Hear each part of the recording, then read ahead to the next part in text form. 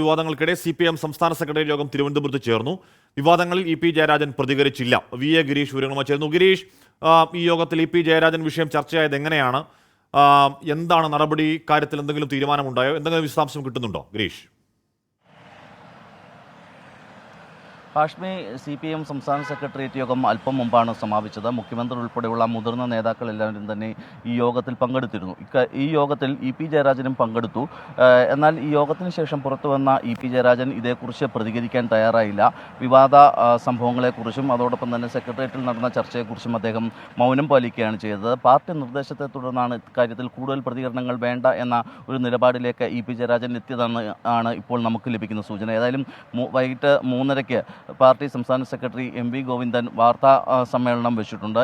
ഇക്കാര്യത്തിൽ ഈ വാർത്താ സമ്മേളനത്തിൽ ഇന്ന് സെക്രട്ടേറിയറ്റിൽ നടന്ന കാര്യങ്ങൾ വിശദീകരിക്കും എന്നുള്ളതാണ് ഇപ്പോൾ നമുക്ക് ലഭ്യമായിട്ടുള്ള സൂചന. ഏതായാലും ഇന്നത്തെ വിഷയം തെരഞ്ഞെടുപ്പ് അവലോകനമായിരുന്നു എങ്കിൽ കൂടി ഈ പ്രകാശ് ജാവദേക്കർ കൂടിക്കാഴ്ച ഏതായാലും ചർച്ചയ്ക്ക് വരും എന്നുള്ള സൂചനകൾ തന്നെ നേരത്തെ ഉണ്ടായിരുന്നു. ഇക്കാര്യത്തിലും ഇപ്പോൾ ചെറിയ അവ്യക്തത നിലനിൽക്കുന്നു. ഈ വിഷയം ഇന്ന് പരിഗണനയ്ക്കെടുത്തോ, EP ജയരാജൻ തൻ്റെ ഭാഗം വിശദീകരിച്ചോ തുടങ്ങിയ സംശയങ്ങളും പ്രശ്നങ്ങളുമൊക്കെ ഇപ്പോഴും നിലനിൽക്കുന്നുണ്ട്. കാരണം ഇത് സംബന്ധിച്ച വാർത്തകൾ കൂടുതലായി ഒന്നും തന്നെ ഇപ്പോഴും പുറത്തു വന്നിട്ടില്ല.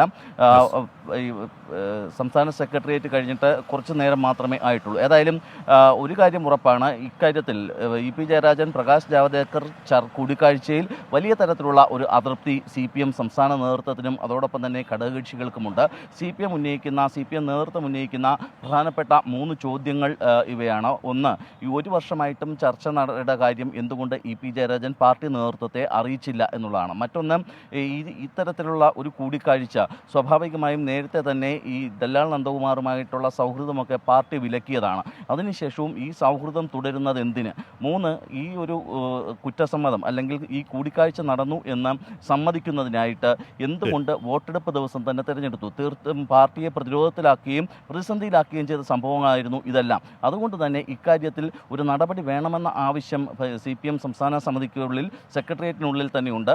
ഇക്കാര്യത്തിലേക്കുള്ള പാർട്ടിയുടെ തീരുമാനം 3:30-ക്ക് ചേർന്ന വാർത്താ സമ്മേളനത്തിൽ MV ഗോവിന്ദൻ പ്രഖ്യാപിക്കും എന്നുള്ളതാണ് ഇപ്പോൾ നമുക്ക് ലഭിക്കുന്നത്. അപ്പോൾ EP ജയരാജൻ സെക്രട്ടറിയിൽ വിശദീകരിച്ച തുടങ്ങിയ കാര്യങ്ങൾക്ക് വാർത്താ സമ്മേളനത്തിൽ വ്യക്തം ഉണ്ടാകും എന്നും കരുതാം.